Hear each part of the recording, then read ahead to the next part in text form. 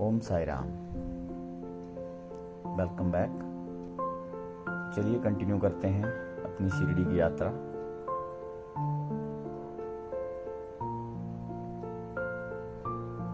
ये हम साईं आश्रम से निकले और लगभग आई थिंक 100-150 मीटर जाने के बाद ये साईं भक्त निवास है।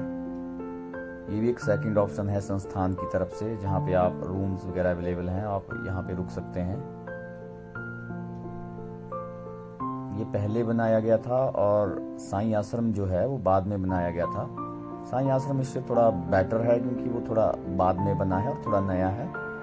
बाकी यहाँ भी बहुत अच्छी फैसिलिटीज़ हैं, आप यहाँ भी रुक सकते हैं। इसकी बुकिंग भी ऑनलाइन अवेलेबल होती है।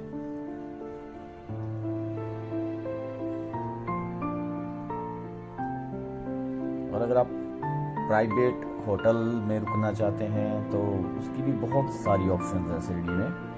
मतलब बहुत कम बजट में आपको काफ़ी अच्छे प्राइवेट होटल्स भी अवेलेबल हैं, तो आप चाहें तो प्राइवेट होटल में भी रुक सकते हैं।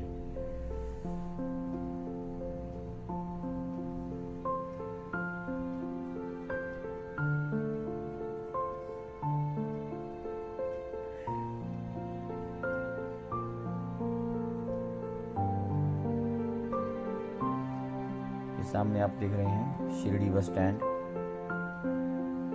यहाँ से महाराष्ट्र के अलग अलग डिस्ट्रिक्ट्स के लिए और लोकल हर जगह के लिए बस फैसिलिटीज अवेलेबल हैं।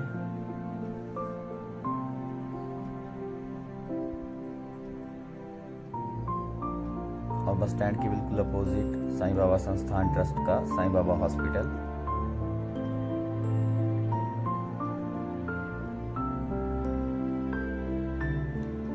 इसके बिल्कुल साथ में वो ऐतिहासिक मंदिर है जहाँ पे जब साईं बाबा शिरडी आए थे तो पहली बार वो इसी मंदिर में आए थे। और यहाँ के जो पुजारी थे महालसापति, आप पिक्चर भी देख रहे हैं ऊपर, वो महालसापति हैं जो साईं बाबा को उन्होंने ग्रीट किया था और उन्होंने फर्स्ट टाइम उनको कहा था आओ साईं।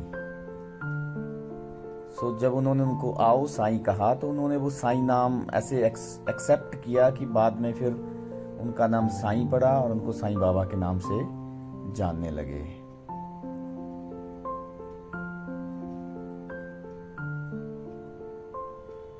तो जो भी शिरडी आते हैं वो ये मंदिर भी जरूर विजिट करते हैं। ये भगवान खंडोबा जी का मंदिर है बेसिकली। भगवान खंडोबा जी हैं वो शिव का अवतार हैं। ये आप देख रहे होंगे, दर्शन कर रहे हैं सामने है।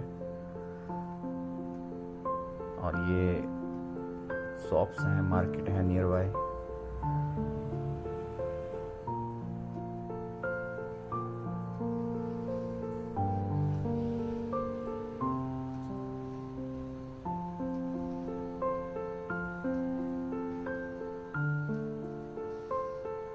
और ये बाबा जी की पालकी के दर्शन कीजिए। शिरडी के आसपास काफ़ी किलोमीटर के एरिया से लोग क्या करते हैं, ऐसे देख रहे हैं बाबा जी को पालकी में लेके आते हैं शिरडी के लिए। कई बार पूरा गांव या काफ़ी सारे लोग जो होते हैं ऐसे बाबा जी को पालकी में शिरडी दर्शन के लिए आते हैं पालकी लेके। ये आपको बहुत कॉमन मिल जाएगा वहाँ देखने के लिए पालकी, आप दर्शन कर सकते हैं।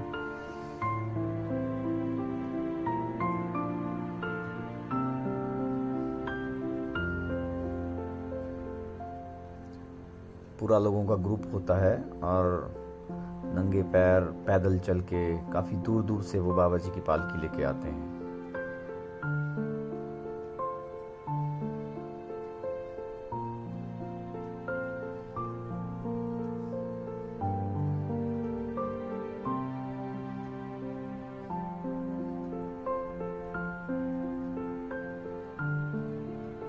मैं पिछले 13 साल से शिरडी विजिट कर रहा हूँ, साल में 1 या 2 बार। जो बेसिक मैंने एक डिफरेंस देखा वो ये कि बाबा जी की पॉपुलैरिटी बहुत ज़्यादा बढ़ती जा रही है और यहाँ का क्राउड हर साल इंक्रीज होता जा रहा है।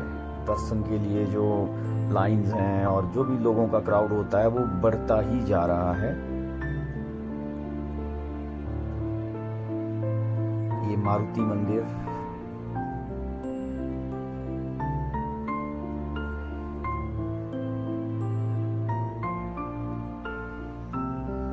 और ये समाधि मंदिर के बिल्कुल साथ मारुति मंदिर के बिल्कुल साइड में साईं चाबड़ी।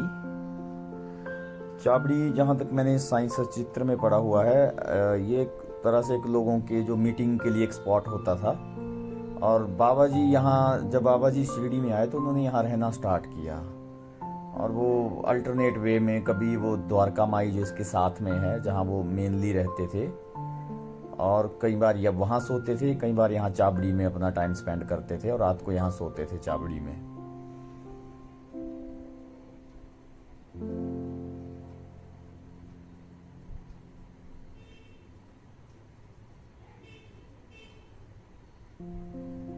और चाबड़ी के बिल्कुल अपोजिट ये वो पवित्र जगह है जहाँ पे बाबा जी ने, जिसको चुना एक्चुअली रहने के लिए, और इसको बाबा जी ने ही नाम दिया द्वारका माई। वो कहते थे ये मेरी द्वारका माई है। ये एक पुरानी सी मस्जिद होती थी उस टाइम में, टूटी हुई मस्जिद, जहाँ पे मतलब लोग ज़्यादा विजिट नहीं करते थे और थोड़ा जंगल सा एरिया होता था। तो बाबा जी ने यहाँ थोड़ा बहुत साफ सफाई करके यहीं पे रहना स्टार्ट किया। गांव से बाहर होता था ये एरिया और वो यहीं रहते थे। अब पहले अकेले रहते थे, फिर जैसे जैसे उनकी पॉपुलैरिटी बढ़ती गई तो ये बहुत पॉपुलर हो गया। बहुत लोग यहाँ दर्शन वगैरह करने के लिए आने लगे। और अब तो खैर यहाँ पे मस्ट विजिट है, मतलब अगर आप शिरडी जाते हैं। और इसके अंदर आपको एक तो बाबा जी का वो पत्थर है जिस पे वो बैठते थे, उनकी पिक्चर्स में भी जो होता है वो देखने को मिलेगा, उसके दर्शन कर सकते हैं। दूसरा, आपको जो बाबा जी एक धुनी जला के रखते थे, मतलब लकड़ियाँ लेके वो आग जला के रखते थे यहाँ पे, वो अभी तक कंटिन्यू उसमें उनको प्रिजर्व किया गया है। तो वो जलती रहती है आग यहाँ पे हमेशा। और उसमें से जो निकलती थी राख भी नहीं कह सकते, खैर धुनी कहते थे बाबा जी उसको। तो वो धुनी अभी भी पैकेट्स में, छोटे छोटे पैकेट्स में, जब आप दर्शन करके निकलते हैं तो पर पर्सन एक पैकेट दिया जाता है छोटा सा। और जब बाबा जी यहाँ होते थे तब वो वही धुनी सबको देते थे। उदी जो निकलती थी वहाँ से वो सबको देते थे, और उससे फिर कोई भी बीमारी, कोई भी कष्ट हो वो दूर हो जाता था। तो एक तरह से वो बाबा जी का आशीर्वाद होता था जो अभी भी शिरडी में मिलता है।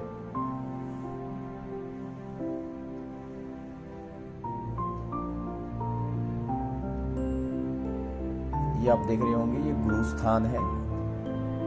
ये समाधि मंदिर के कैंपस के अंदर है। ये सामने छोटा सा जो गोल्डन टेम्पल है, यहाँ पे बाबा जी बैठते थे। और इसके बिल्कुल साथ में एक नीम का पेड़ है जिसके नीचे वो हमेशा बैठते थे। इसके नीचे वो कहते थे कि यहाँ पे मेरे गुरु का स्थान है, मेरे गुरु ने यहाँ पे तपस्या की है, तो उसको वो गुरु स्थान कहते थे, इसलिए इसको गुरु स्थान की तरह माना जाता है। और एक जो बहुत ही अमेजिंग फैक्ट ये है कि इसके साथ में जो नीम का पेड़ है, जो भी आपको दिखाई देगा, उस नीम के पेड़ के पत्ते मीठे हैं। सो आई थिंक दुनिया में एक ही नीम का पेड़ होगा जिसके पत्ते मीठे हैं।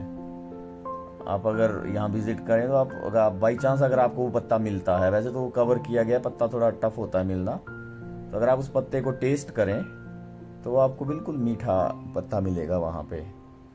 ये देख रहे होंगे आप, ये समाधि मंदिर का ऊपर वाला हिस्सा है और उसके साथ में जो ये पेड़ है ये वही नीम का पेड़ है।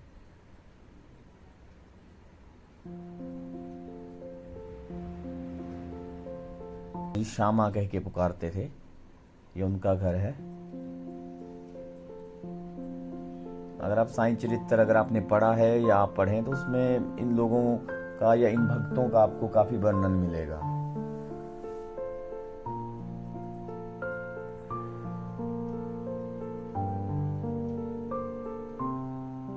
यहाँ पे अभी भी उनके रिलेटिव रहते हैं। उनकी बहू जो है, श्यामा जी की बहू, अभी भी यहाँ पे रहती है।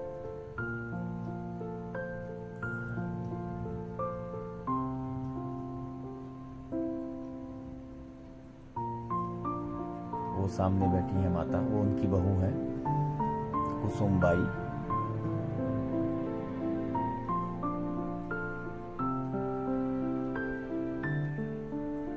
ये बाबा जी की एक और खास भक्त थी, लक्ष्मीबाई शिंदे पाटिल। उनका घर है। बाबा जी जब समाधि ली थी उनके अंतिम समय में तो ये उनके पास थी, और अंतिम समय में बाबा जी ने उनको 9 सिक्के दिए थे। तो अभी भी अगर आप अंदर देख पा रहे होंगे तो वो 9 सिक्के अभी फ्रेम करके रखे हुए हैं सामने, और 9 सिक्के इनको दिए थे बाबा जी ने। अपनी पॉकेट में हाथ डाल के वहां से 9 सिक्के निकाले और इनके हाथ में रख दिए। तो कहते हैं कि इन्होंने बाबा जी की बहुत भक्ति की थी, तो वो नव विद्या भक्ति के स्वरूप में इनको 9 सिक्के दिए थे बाबा जी ने। आप देख रहे होंगे पिक्चर में।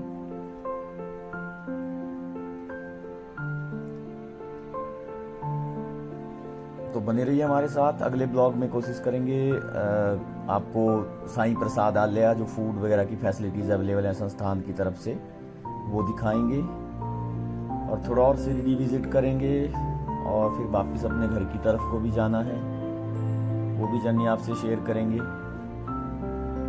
Thank you very much for watching. Thank you so much.